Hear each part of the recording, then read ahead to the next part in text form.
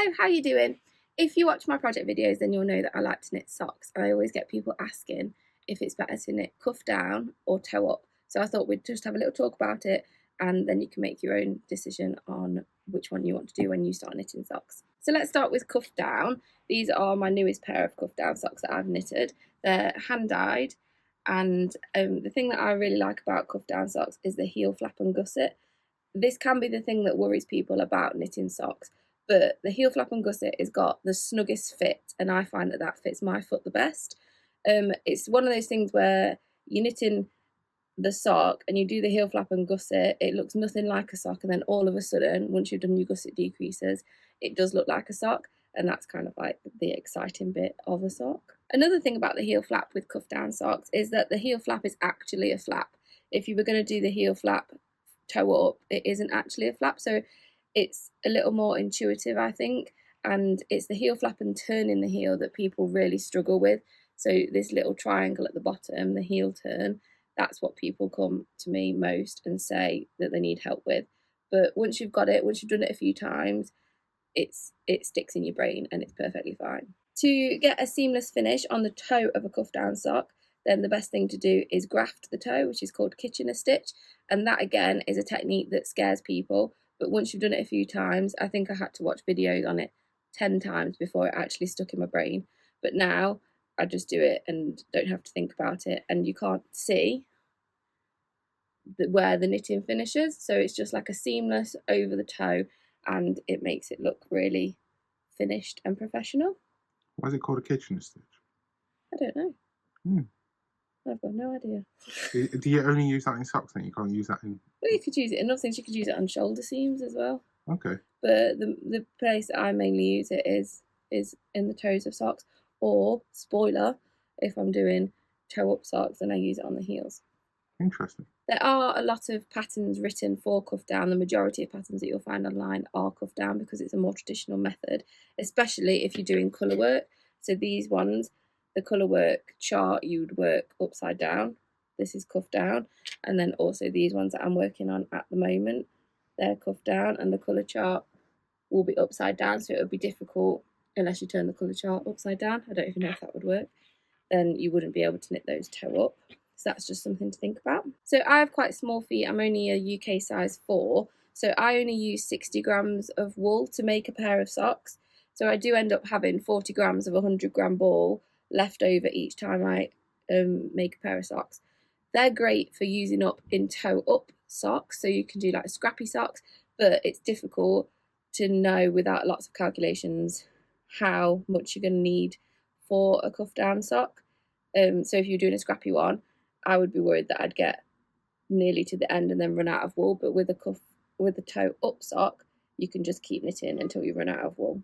So that's a positive for a toe up. A way to stretch your yarn, and it's quite popular to do, is contrasting toes. You can get contrasting toes, heels and cuffs, which look quite cool. This one I've just done a contrasting toe. But yeah, that's a way to, when you get sock sets as well in hand-dyed yarn, that's a way to make your yarn go further, and you can get more pairs out of one set of yarn. And make it more personalised as well, I guess. Yeah. Well, yeah, because each one could be different, I suppose. Yeah. And nobody's going to see the toes of your sock, so it doesn't matter if it's a different colour. I think adding that green helped with the theme of that as well. Yeah, these are my summer ween socks. If you did pink, it'd be more like... It would blend in, wouldn't it? Yeah. That was the idea. Oh. That was a design choice. Check you out. So moving on to toe up socks, we were talking about using up scrap yarn. So the way to do it is to weigh your yarn, divide it into 2, and then just keep knitting until you run out of yarn. Done. Perfect. Hello, Hannah from the future here. We've had a clip that didn't record, so I wanted to point out that if you use a self-striping yarn or self-patterning yarn like this one, then doing toe up and then just doing a tube and putting the heel in afterwards would make sure that your pattern stays the same. So this one is a self-patterning yarn that I did a heel flap and gusset here. So I put these stitches on hold, did the heel flap and gusset in the rest of the grey that goes into blue, then picked up the stitches for the gusset decreases, and that's when it's created this harsh line here. So if you are doing self-patterning yarn, it's worth thinking about what kind of heel you're going to do. You could do cuff down, then just do a tube all the way to the toe, and then put a heel in afterwards, but you wouldn't be able to do a heel flap and gusset then. You'd have to do a heel that you do in a toe-up sock. So it's just something to think about if you've got a self-patterning yarn and you wanted to keep the pattern. Does that make sense? Anyway, back to past me. So with the cast on for a toe-up sock, I use Judy's Magic Cast On, and a lot of people find that quite confusing. It is a little bit to get your head around. The same with Kitchener Stitch. Once you've got your head around it though, it is really good. It gives the same effect as Kitchener Stitch, so it's seamless. You can't tell that that's where you cast it on. It's just continuous knitting all the way around. But it is a really good one to sort of persevere with and get your head around. As with cuff down socks, there's lots of different heels that you can do for toe up socks. I personally prefer the heel flap and gusset, but I've never done that in a toe up sock. I've only done that with cuff down.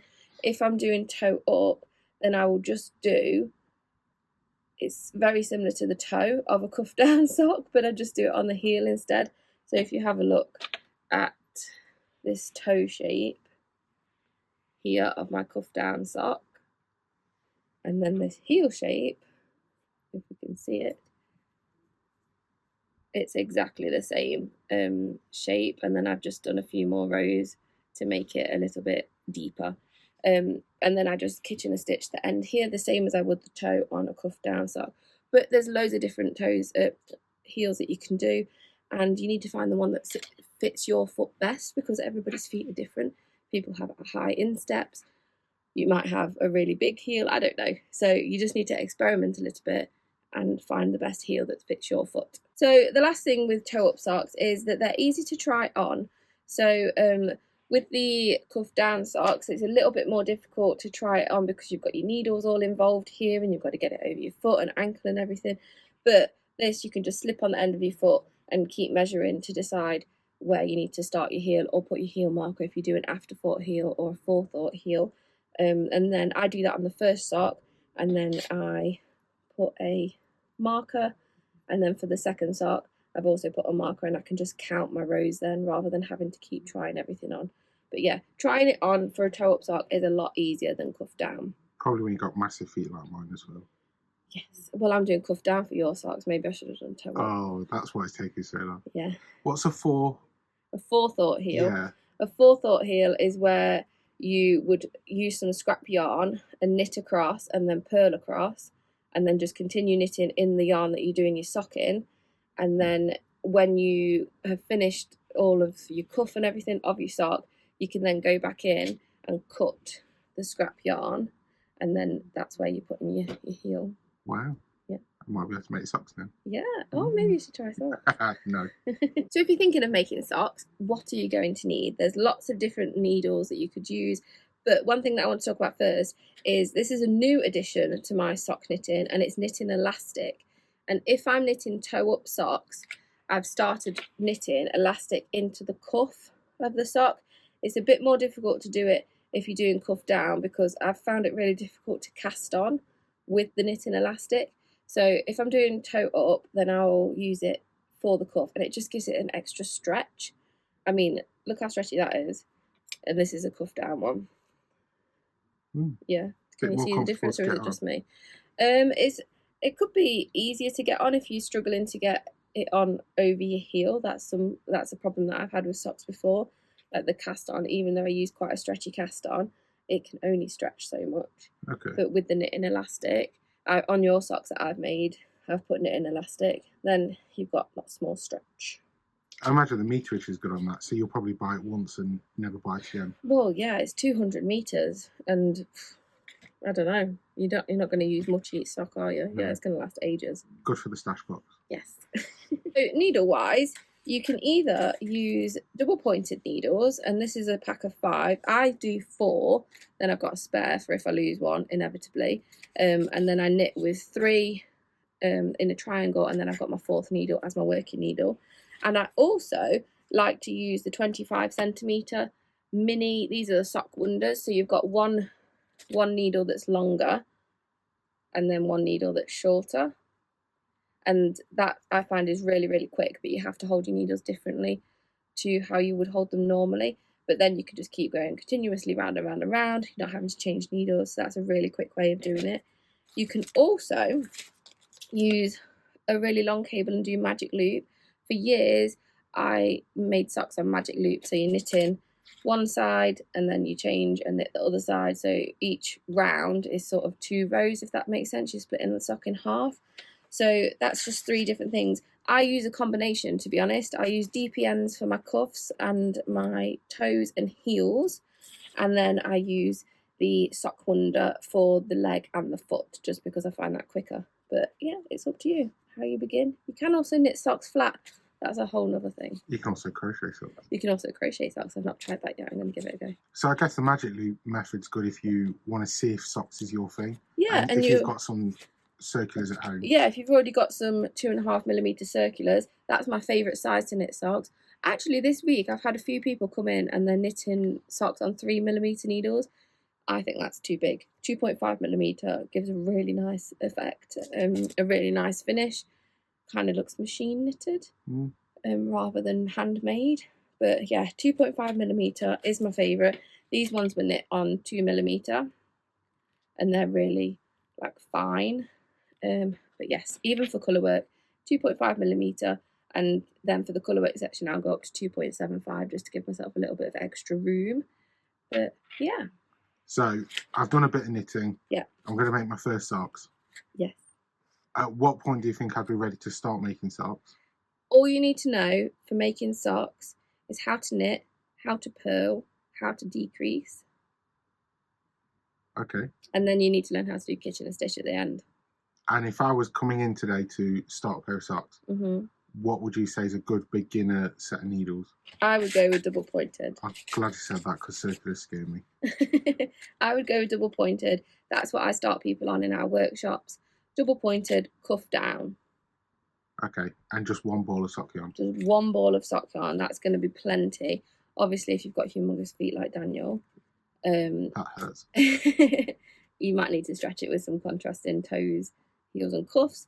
But for me, size UK4, I use 60 grams of this, so one ball is absolutely plenty. I'm using just over half.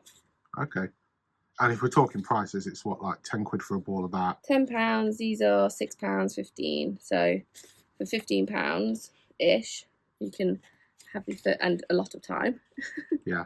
You can have your first pair of knitted socks. It's not as scary as it sounds. For years I was scared of knitting socks, and then during lockdown I just decided to knit a pair of socks, and I always have at least one pair of socks on my needles. Currently I've got 3 pairs. I've got 2. I've finished these ones. Hey, you've got that heel to do as well. That's for workshops, that doesn't count. Right. Okay. But yeah, so I've got 2 and done socks. So I've got 3 pairs of socks on the needles currently. I also have got some left over, enough to knit a pair of socks for my daughter as well. So I'll be doing those at some point. It's addictive, isn't it? It's addictive, sock knitting, yes. And there's so many lovely patterns. Sometimes the patterns, like if you get a lacy pattern, they only work in one direction. But it's personal preference. I think knitting is all about learning and personal growth. And I love finding new patterns that are going to challenge me. I know that not everybody likes that, but I would start with cuff down socks if it was me. I did start with cuff down socks. Is there a good starter pattern? Oh, there's loads. There's loads online. There's absolutely loads online. Maybe I can leave some suggestions down below of some really easy, simple, basic sock patterns. But yeah, there's loads.